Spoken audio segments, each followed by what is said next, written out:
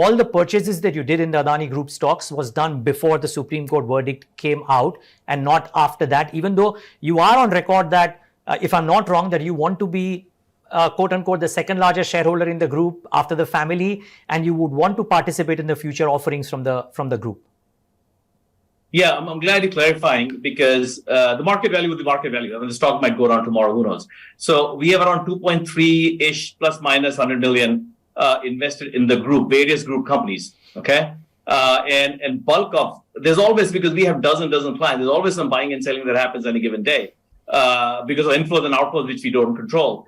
But from a substantive perspective, the buying was pre-Supreme Court. And we do intend to participate in the follow-on offering, which will be primary issuance, because that is for the growth opportunities that they have. So we do intend to participate that in a meaningful manner. We're not looking to intend to buy the market here and now. So we have no intention of chasing any of these here. What the market will do, what the market will do. Yeah. There is a thought, Rajiv, that infrastructure assets per se don't make money, if not the assets themselves, then when they are listed. In India, well, history is replete with examples of these companies not having made money. I would love to understand from you, when you think of infrastructure assets and your large investments into the Adani Group, and you have investments elsewhere too. There is ITC, HDFC, there are other names that have come about, and I'll talk about that. But just one question on the infrastructure assets valuing. How do you think about infrastructure in India or general infrastructure asset investing? Because the street seems to have a completely different view, so to say. Yeah, so the infrastructure investing tends to be a little bit different than your consumer staples, IT service, so on and so forth. There's a long gestation period.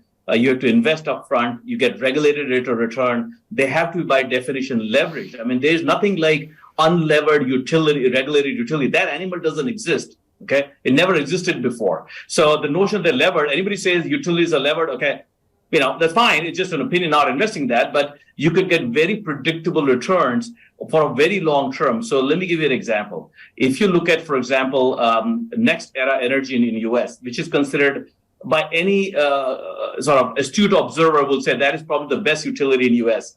And actually happens to be out of Florida Power, they originally called Florida Power Light.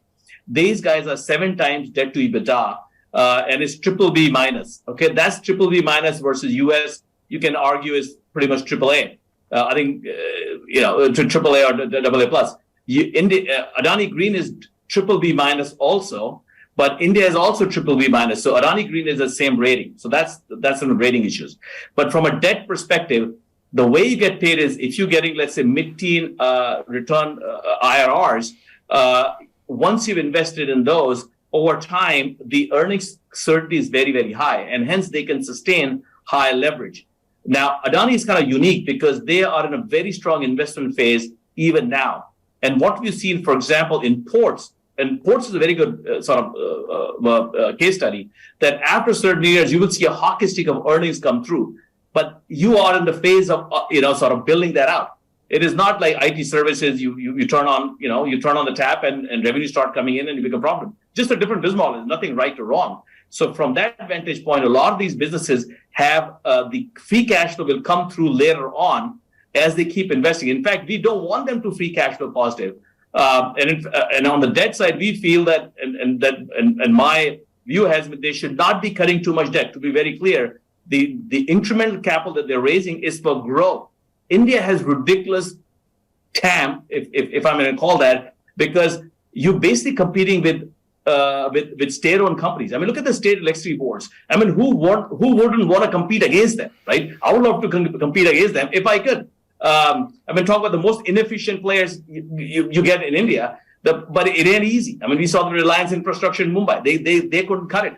I mean, GVK basically had to sell airports during COVID. So somebody said that how come the asset values have gone up, the airports have gone up? Well, if you buy airports in the middle of COVID, it'll come cheap, right? It was basically shut down.